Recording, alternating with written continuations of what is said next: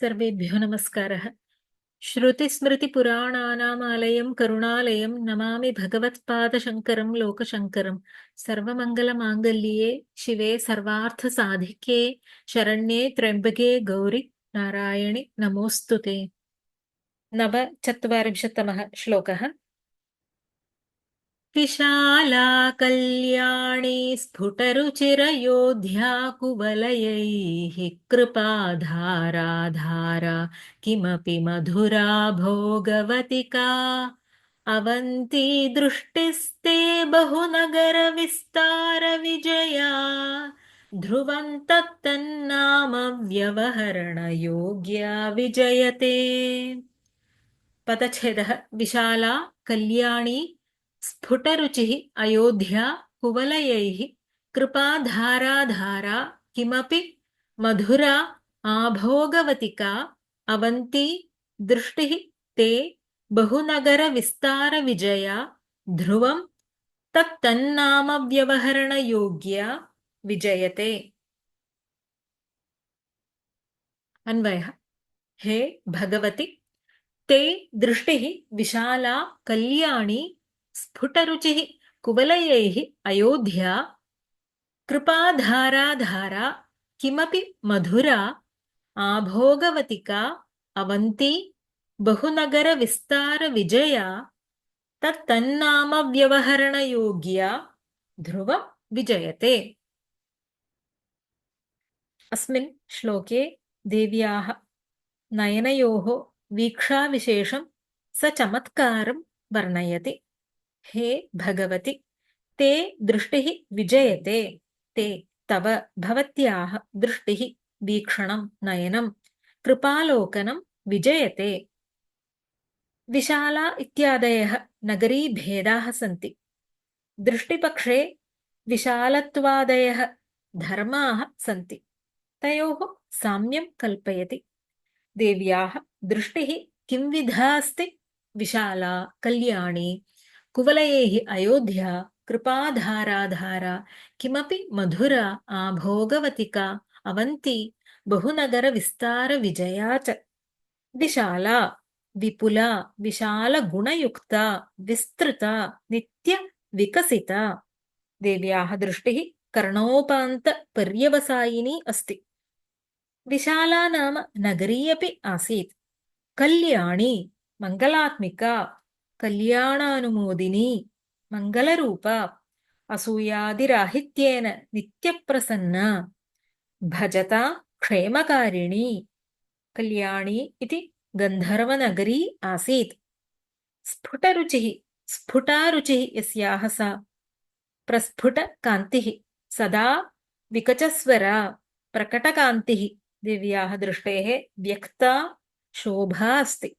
कुवलयैः अयोध्या इन्दीवरैः नेत्रोपमानत्वेन गर्वितैः कुवलयैः अयोध्या योद्धुम् अशक्या अभिभवितुम् अशक्या दृष्टेः अत्युत्कटगुणयुक्तत्वात् इति भावः। अयोध्या श्रीरामनगरी अस्ति। कृपाधाराधारा कृपाधाराणां करुणाप्रवाहाणाम् आधारभूता अधिकरणभूता एवं विधास्ति दृष्टिः अथवा करुणारसस्य आधारभूता धारा दृष्टि संततिः यस्याः सा दयाप्रवाहस्य धारा अनवरत दयापरम्परा परिपूर्णा भोजराजनगरी अस्ति धारा। किमपि मधुरा अव्यक्तमधुरा किमपि अनिर्वचनीयं मधुरा हृद्या माधुर्यपूर्णा आह्लादकरत्वं सूचयति। मधुरा नगरी मथुरा मधुरा कृष्णनगरी मधुनिर्मिता इति कोशे। आभोगवतिका दैर्घ्यवती आभोगः अन्तःपरिणाहः दैर्घ्यमिति यावत्। भोगवतिका इति पदच्छेदः अस्ति। भोगवतिका इति चेत् भोगः अस्याः अस्ति इति भोगवती सा एव भोगवतिका। भोगः सुखानुभवः अस्याम् अस्ति इति। भोगवती इति पातालनगरी। अवन्ती भुवनानि पालयन्ती भक्तजनान् अवन्ती भक्तजनरक्षणं कुर्वाणा अवन्ती उज्जयिनी नगरी बहु नगरविस्तारविजया सती विशाला कल्याणी अयोध्या धारा मधुरा भोगवती अवन्ती इति बहूनां नगराणां विस्तारेण साम्यत्वेन विजया स्फुरन्ती अथवा बहूनां नगराणां विस्तारस्य विशालादिगुणस्य विजयः यस्याः सा अतः तत्तन्नाम व्यवहरणयोग्या नगराणां तत्तन्नाम तानि तानि च नामानि तत्तन्नामानि विशाला कल्याणी अयोध्या मधुरा धारा भोगवती अवन्ती विजया इत्यष्ट नगरनामानि तैः यद् व्यवहारः तत्र योग्या तेषां नगराणां नामभिः व्यवहरणे अथवा वर्णने प्रतिपादने योग्या उचिता अस्ति तव दृष्टिः इति तानि नगरनामानि देव्याः नेत्रवर्णनार्थं योग्यानि उचितानि सन्ति इत्यर्थः भगवत्याः विलोकविशेषप्रसार एव विशालादिनगर्यः इत्यपि ध्वनिः तादृशी तव दृष्टिः ध्रुवं विजयते ध्रुवमिति उत्प्रेक्षायां निश्चयः निश्चितं विजयते सा दृष्टिः सर्वोत्कर्षेण वर्तते तव दृष्टिः व्यवहरणार्हा सती विजयते देव्याः अष्ट दृष्टयः हे भगवति तव दृष्टिः विशाला स्फुट कान्तियुता कल्याणी कुवलयपुष्पैः अपि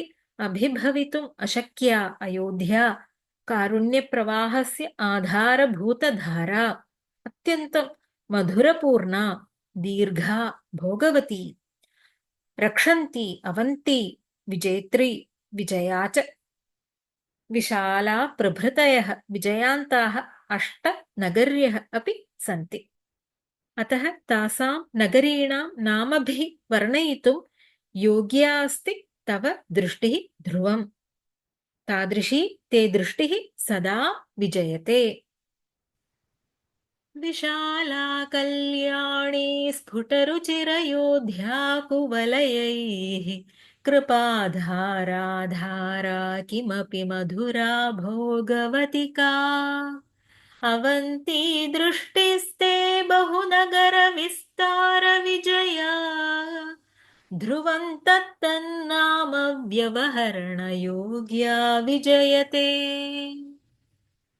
ॐ सर्वे भवन्तु सुखिनः सर्वे सन्तु निरामयाः सर्वे भद्राणि पश्यन्तु मा कश्चित् दुःखभाग् भवेत् ॐ शान्ति शान्ति शान्तिः हरिः ॐ श्रीगुरुभ्यो नमः हरिः ॐ धन्यवादः